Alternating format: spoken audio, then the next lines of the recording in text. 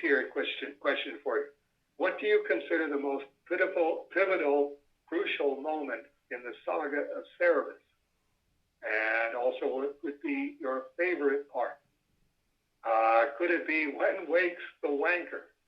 I shall be eternally amused by the wondrous wanker. Also, one must find glorious irony in my enjoyment reading a graphic novel about a character's reading enjoyment of his graphic novel, her graphic read, Kristen Hunwardson. Okay, going back to pivotal, crucial moment, I would say all of the interactions with Jaka. Anytime Jaka came into the story and she and Cerebus actually communicated. They're right there, face to face with each other, and it's just the two of them, and they're just talking to each other.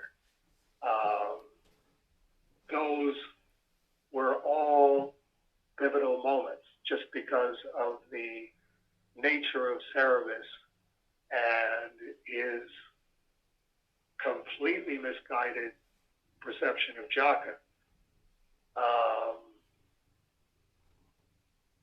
Insofar as if you look at the 6,000 pages that way, and you chart who Cerebus is and where he's going and what he's doing, up to one of those points, you see that he always goes off on a tangent on an oblique angle from that, and then his nature tries asserting itself and starts getting back onto who he is and where he's going.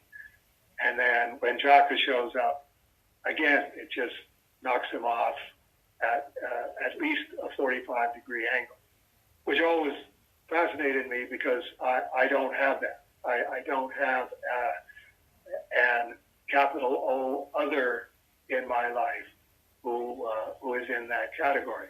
And it always interests me when there are people who are like that.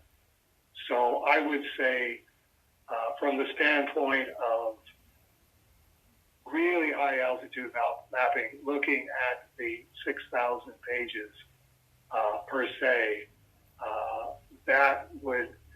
those are the pivotal, crucial moments. And then, of course, illustrating exactly how crazy that is. Then when it's just someone who looks like Jaka, New Joanne, it still has the same effect, which shows, okay, this is a problem that Cerebus just has, that he's never going to get this figured out. My favorite part, it's still always the Africa sequence in Going Home. Just really challenging to get it all in there, and the material itself, the photorealism, editing, cutting, and coming up a little short, and being very, very satisfied with the result. I would never want to walk across that tightrope again, but look at that. I walked across that tightrope and make it look as if I knew what I was doing. I'm going to make a note here of the When Wakes the Wanker, because that page was the second version of that page. I actually did another one that looks a lot more like period Steve Ditko Spider-Man, and when it's just a little too simplistic. If I knew how to do Steve Ditko without making it look too simplistic, I would do that. The way it came out, it made it look as if I was making fun of Steve Ditko's simplicity and Don Simpson's Bizarre Heroes simplicity.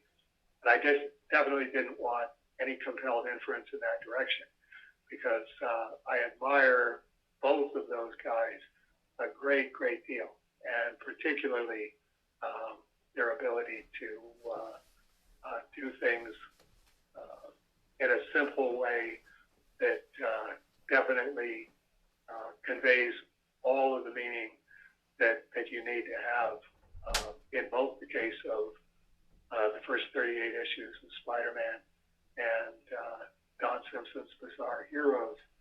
I know the page is in the false start pages, which there's about a dozen of those, most of them from Guy's and Rick's story for some reason. And if you remind me, we'll just have a Kristen Hudwardson bookmark. Remember, Dave, when you are actually finishing the 11 by 17 archive in chronological order, when you find that page, get Rolly to scan it and post it to A Moment of Cerebus. It might be 2 years from now, but we will get to it. Well, I was gonna say, if you dug it out a special and had him scan it, you could make it a swordfish offer for the Guys can, because isn't Guys the next one? No, this was Guys is the next one. I'm already working on it, so it's this one for me. Yeah. That's definitely an idea. If there's a dozen pages from Guys/Rick story, you could just do a can and make it can 11.5 of these aren't the pages you're looking for. No. When I say false start page, I ditched before it got too far along. There's a point with a page where you have to just keep going. This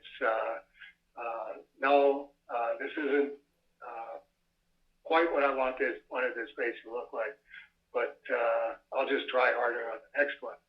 These are ones where I got part of a panel penciled or a face penciled and just went, no, I have to ditch now because now I know how not to do this page, but I want to do this page the way this page needs to be done, and no two ways about it.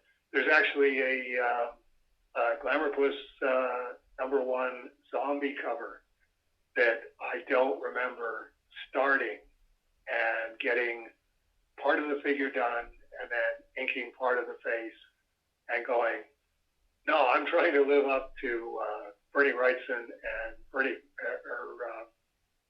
Ghastly Graham Ingalls here. This is not in that category. This is toast. Time to start over and bear down on that side of it. I think there's a couple of pages in there that would maybe make a good swordfish freebie, but I'd be really uncomfortable charging anybody for that. You know, at this point, people are going to be commenting, going, "I'll pay." It's like, that's right.